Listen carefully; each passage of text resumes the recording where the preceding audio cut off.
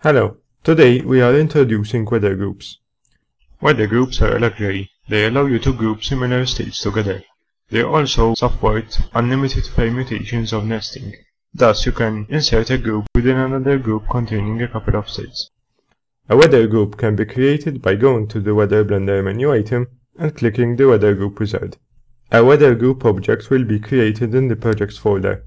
A weather group is able to house a number of weather states so that the designer can assign a weather group instead of each individual state. In order to do this, create the weather group, locate an existing number of weather states, and drag those states onto the inspector window of the weather group.